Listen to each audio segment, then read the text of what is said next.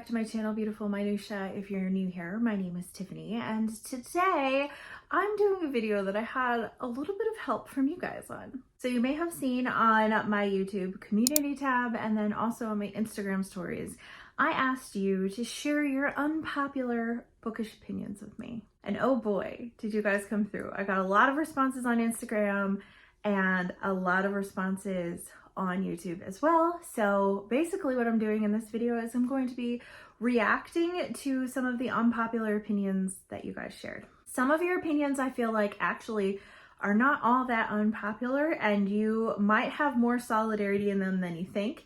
And some of them I think are real hot takes. So I love it. Okay, let's dive into your unpopular opinions and I'm going to react to them. I'm going to start with the Instagram ones and then move on to the YouTube ones. So one of them says, deckled edges on books are fine. I don't know why everyone hates them. And I actually agree with that entirely. I really like deckled edges. I think they're really pretty and I really enjoy them and I don't have any difficulty reading them at all. But it's really interesting because over on YouTube, someone said, deckled edges are an offense to skin. I don't want to get a paper cut to read a book. So it's really interesting. We're going to find that several times where there are people who have completely opposite unpopular opinions.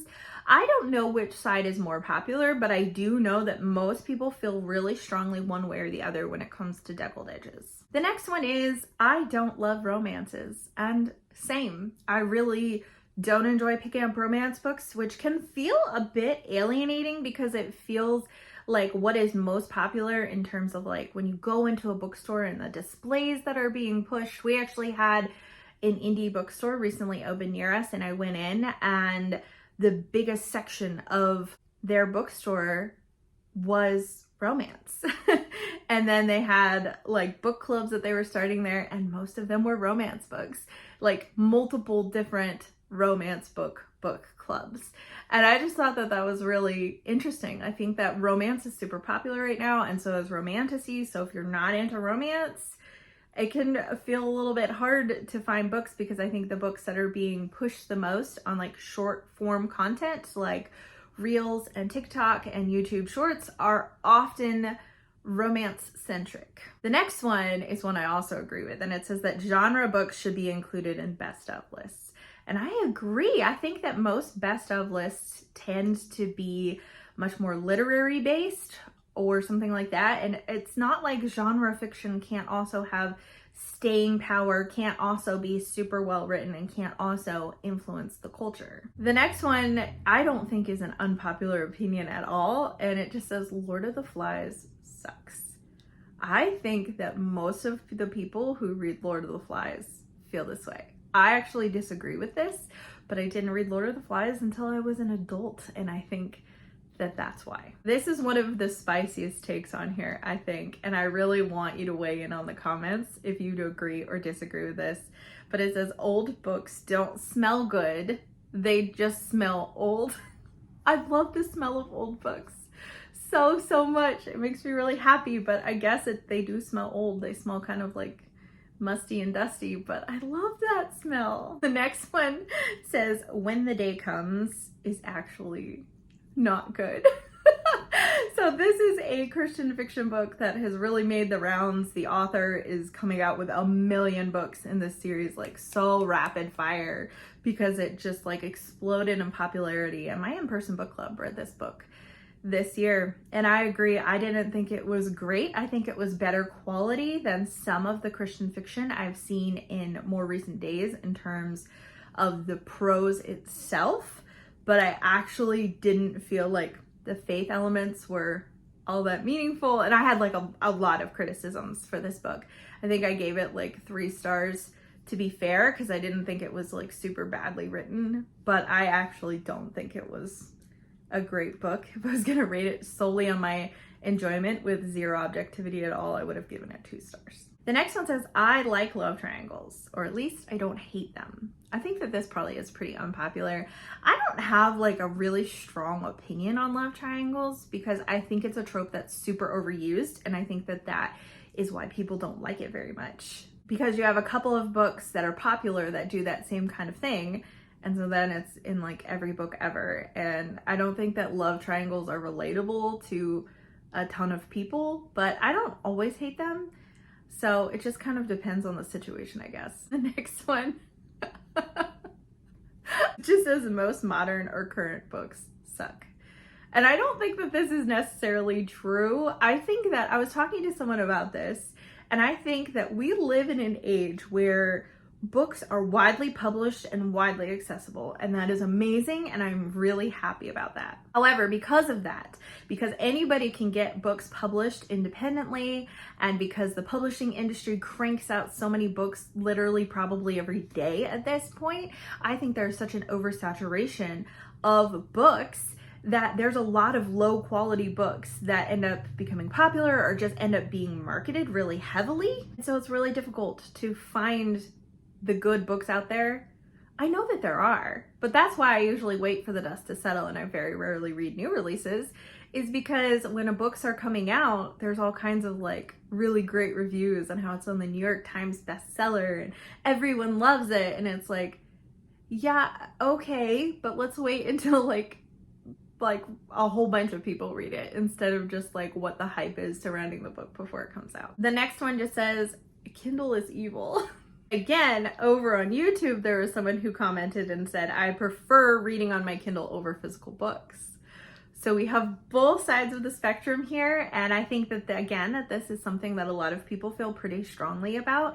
I actually really love my Kindle. I love it for bedtime reading, but I do always prefer physical books. The last one that I have from Instagram is actually a long one. It wasn't just in the question box. Someone actually replied to my stories to say this, and they said, the hardcover Penguin Deluxe Classic Editions everyone adores. I don't find them very pretty, and I think they're overrated. Also in these editions, I don't like the rough feelings of the covers and pages, or the fact it's not easy to hold the book or lay it down to read it. They look nice when they're all together, but not super pretty for the hype they've gotten. The quality seems cheap. And actually, I kind of agree with this. I do have one or two of the Penguin cloth bound editions, and I thought that they were really pretty on Amazon, but once you get them, when you actually read them, the quality is not that great. And when you're physically reading them, like the printing on the cover actually wears off the cloth really quickly, which ends up making them look kind of cruddy. And so for the price point that they are, they should be higher quality. But I actually do think that they're pretty, and I do like how a lot of them look. So I guess I both agree and disagree with this opinion. Okay, moving on over to YouTube, besides the ones that I have already mentioned. So the first one says, I don't enjoy anything by Charles Dickens, despite many others thinking that he's wonderful. So I think that this is not as unpopular of an opinion as this person thinks it is, because I think a lot of modern readers do not enjoy Charles Dickens at all. I'm not one of them. I love Charles Dickens so much. He's one of my favorite authors, and I think that he's a very important author who has really influenced society in a long-lasting way. I mean, just look at the far reaches of like books like Oliver Twist and A Christmas Carol, how many adaptations, how many times things from that book are referenced and used in other stories, and you can see how influential he is. However, I don't think that his writing style really works for everybody. He is pretty verbose, and I actually like that about him, but not everyone agrees. Okay, the next one says, I DNF'd A Voice in the Wind by Francine Rivers, and I wouldn't classify it as Christian fiction. I know many love the Mark of the Lion series, so my criticism lies solely on the book and not with the readers, but the lust was too much at the forefront and visceral, like secular books. Some secular fiction contain a lot less blatant lasciviousness in them. So I have not read any Francine Rivers because I don't read a lot of Christian fiction, but I've actually heard this complaint from other people surrounding Francine Rivers. So this is not the first person I've heard say this kind of a thing. I hear that more about Redeeming Love than I have about this particular series, but I don't think you're alone, but I do think that this is probably fairly unpopular. The next one says, I don't like fantasy. There, I said it. And that's fair. Not every genre is for every person, but I love fantasy so much. This one says, I just DNF'd at the beginning of chapter 31, A Man Called Uwe, and I'm not planning to go back ever. If I read one more sentence about the blue sob and the Volvo, I will scream. I do plan to watch the movie, which I think might work much better. Also, what's up with the cat? It's more like a stray dog in the body of a cat. Did the author confuse the two? Years ago, I had enjoyed Bachman's Beartown and its sequel, Us Against You, but I couldn't stand the writing in A Man Called Uwe. So I don't really remember. This is one of the few Frederick Bachmans that I have read. I don't remember the writing feeling like super repetitive to me, but there were things in this book that really bothered me that no one ever talks about, specifically how much suicidal ideation is in this book, and no one ever talks about it. And it's really not a spoiler to talk about it because it starts at the beginning of the book and is like a really prominent part of like the first half or 3/4 of the book. And no one talks about that. And I think that people should, because it really bothered me a lot, because it talks about how this is just such a heartwarming book, but there's like some really, really tough things in this book that's really not discussed. I thought I was the only person who didn't give this book 5 stars. So I didn't DNF it. I did finish it, but I did not give it 5 stars unlike every other person on the planet, I think. This one says, this is really random, but I don't like the modern book cover trend where it's just a bunch of colors and the title in really big font. I want a picture or something that gives me a vibe for the book. Totally agree with this. This is, again, you have a cover that's popular. Like I think of like the cover of like Colleen Hoover's books, particularly like It Ends With Us and whatever the sequel is for that. And it's just like some pretty flowers with like blocky text. And then because those books did so well, now all these other books are trying to emulate that same kind of cover style. So that way people will be drawn to pick it up thinking that it's going to be similar to that. So I think there's been a couple books that have been popular with just kind of like bright colors or flowers and then text and then not much else. Oh, I guess I missed this. There's another person saying they don't like deckled edges. So far I think we have more not liking deckled edges than people saying they do like deckled edges, at least in these comments. This person also said, I do not like starting a series before it's completed. This is so valid. I start series all the time that haven't been completed, and I think most people do. But a lot of books and series ends on cliffhangers, and if you have to wait a year or 2 for a book or longer, and then you have to like reread the previous book to remember what was going on so you don't feel lost in the sequel, I can see why you wait till the very end. And then you have authors like Patrick Rothfuss or George R.R. Martin who started series and it's been like decades since they've written the last book and they said they're working on the next book, but it's like, will we actually ever get them? And that's actually why I haven't read The Name of the Wind yet, is because I'm like, oh yeah, but we don't have the conclusion of the series yet. I like this one. It says, I like sarcastic talking cats in books, but I don't find it too often. That is so specific and so niche. If you're watching this video and you have any recommendations of sarcastic talking cats in books, leave them in the comments for this person. Next one hurts my heart just a little, but I understand where this person's coming from. They said, I don't understand why Thomas Hardy's books are considered classics. They're so depressing that they should come with a health warning. When I read his books, I can just see him sitting down to write, cracking his knuckles and grumbling, I'll give you something to cry about. I don't think that all of Hardy's books are like this. He does have the reputation for that, especially his more popular books like Tess of the D'Urbervilles, Jude the Obscure, The Mayor of Casterbridge are all very much like that. Far from the Madding Crowd is a little bit less so, and I've actually read some of his older works that weren't sad at all. Believe it or not, they do exist. But I love Thomas Hardy so much. I think his writing is so pastoral and so beautiful, but I can see why you would think that he just wants to like basically torture his characters sometimes, it seems like. This person also said, romance books with explicit content are not romance.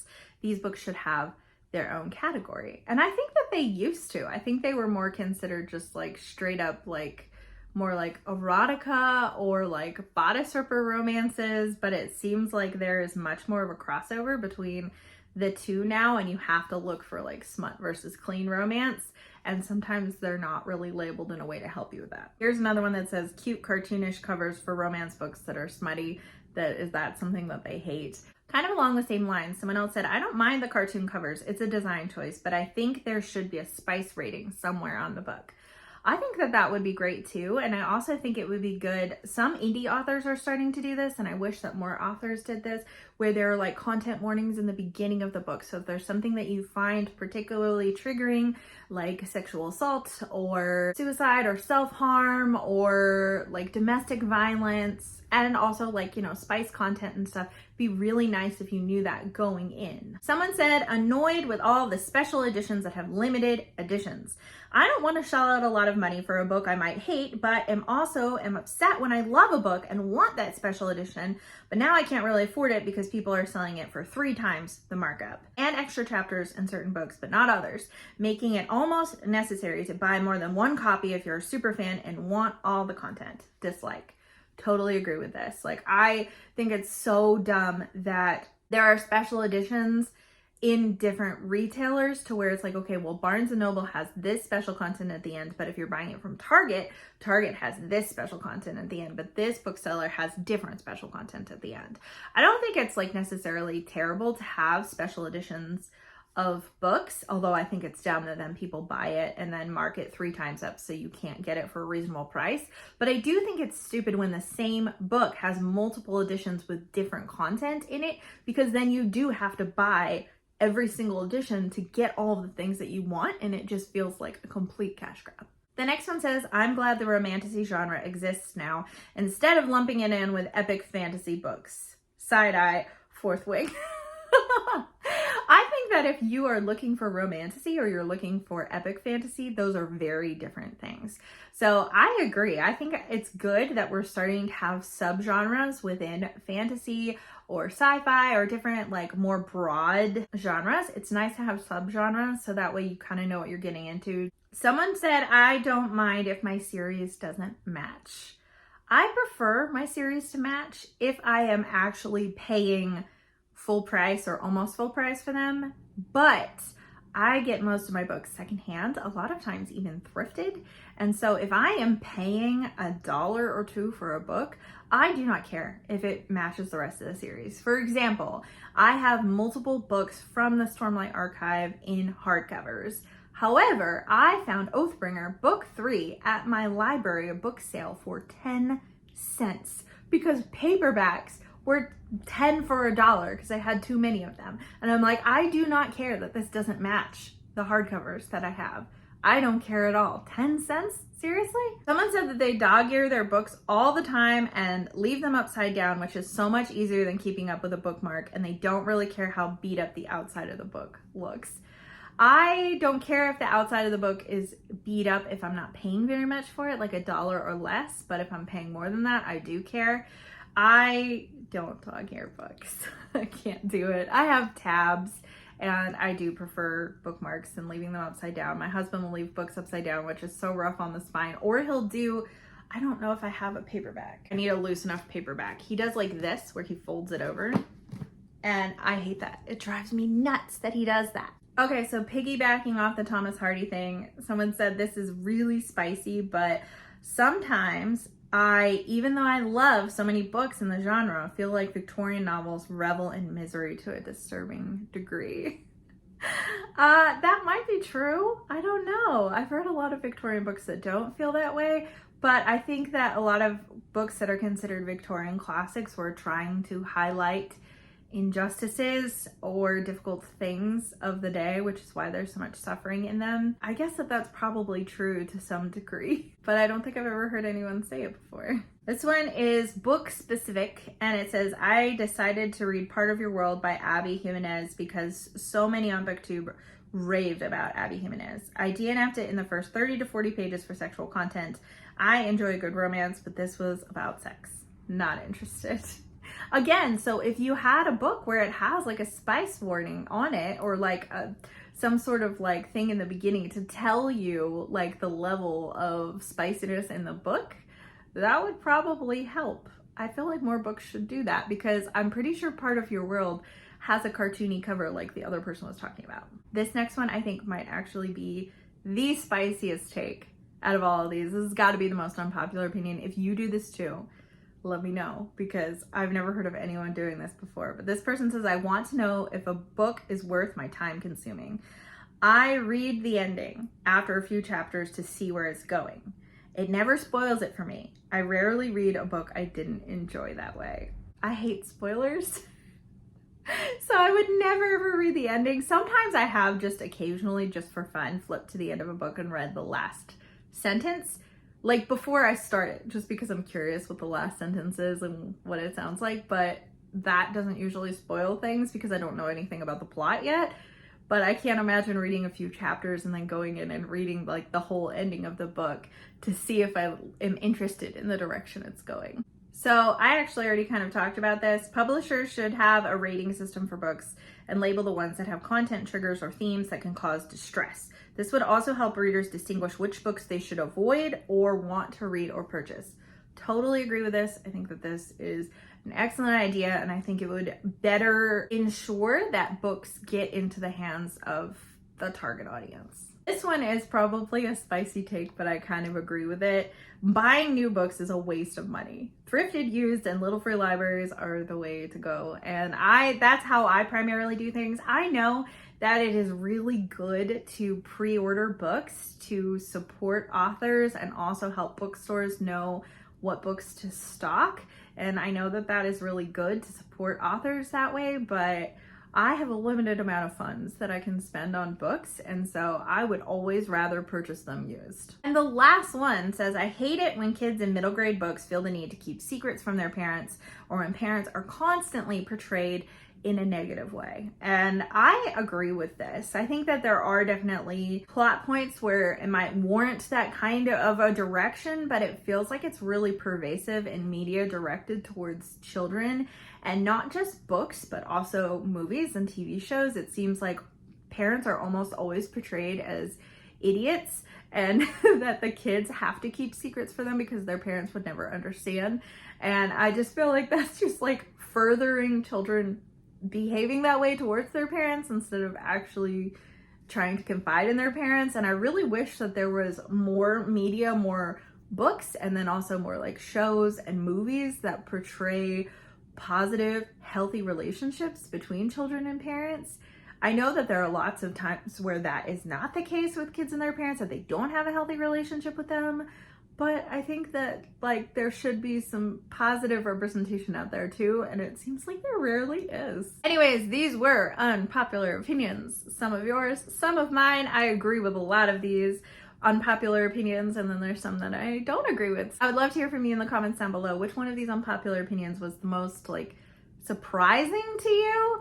And also, if you have unpopular opinions, feel free to share yours in the comments below. Thank you so much for watching. If you like this video, please hit like and also subscribe so you can continue to see more bookish content from me. And I will see you again next time.